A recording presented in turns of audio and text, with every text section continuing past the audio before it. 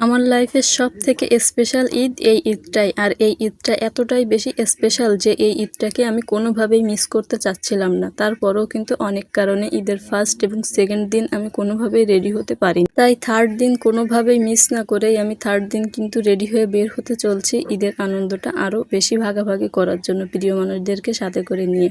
অনেক প্ল্যান ছিল এই ঈদটাকে ঘিরে, অনেক বেশি আবেগও কাজ করতেছিল, কারণ এই ঈদটাই আমার জীবনের পরিপূর্ণ একটা ঈদ। আর এই ঈদটাতে যদি আমি একটু ভালোভাবে উদযাপন করতে না পারি তাহলে কি হয়? এর জন্যই কিন্তু ঈদের ড্রেসের সাথে আমি অন্য আর যে জিনিসগুলো লাগবে সেগুলোও কিন্তু একে একে বের করে নিচ্ছিলাম। আমি খুব একটা মেকআপ করতে পারি না, তারপরেও কিন্তু হালকা করে একটু মেকআপ করার চেষ্টা করতেছিলাম। এখানে কিন্তু আমার অল্প টুকিটাকি জিনিসগুলোই নিয়েছি। এই জিনিসগুলো দিয়ে আজকে আমি আমার ঈদের লুকটা তৈরি করব। যেহেতু আমি ওইভাবেও করতে পারবো না, খুবই সিম্পলের ভিতরে ঈদের লুকটা তৈরি করব, যাতে সিম্পলের ভিতরেই আমাকে অনেক বেশি সুন্দর লাগে। এই তো আমি রেডি হয়ে আমার বাড়ির সামনের রাস্তা দিয়েই একটু করে হাঁটতেছিলাম।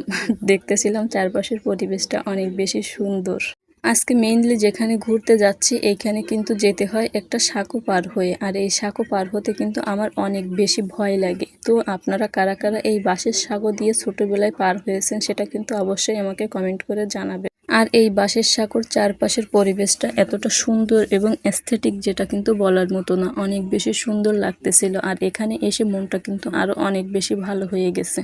আসলে গ্রামের আনন্দ তো গ্রামেই, গ্রামের আনন্দ কি কখনোই শহরে গেলে পাওয়া যাবে? আর এই যে গ্রামের যে আনন্দটা, বাঁশের সাঁকো দিয়ে পার হয়ে ঘুরতে যাওয়া, তারপর তার পাশে সুন্দর মনোরম একটি পরিবেশ যেটা দেখলে একদম নজর আটকে যায়, এরকম পরিবেশ কিন্তু কখনোই অন্য কোথাও দেখতে পাওয়া যাবে না গ্রাম ছাড়া। তাই তো মানুষ শহর ছেড়ে গ্রামেই আসে ঈদ করতে, কারণ ঈদের আনন্দটা গ্রামেই ভালো লাগে, শহরে কিন্তু ওইভাবে ভালো লাগে না। যদিও আমি এই বাঁশের সাঁকো দিয়ে পার হতে খুব ভয় পাই, কিন্তু অনেক বেশি আনন্দ লাগতেছিল আমার কাছে। তাই তো আমি একটু একটু করে চেষ্টা করতেছিলাম সাঁকোটা পার হওয়ার জন্য, কিন্তু দুর্ভাগ্যবশত আমি কোনোভাবেই এটা পার হতে পারতেছি না।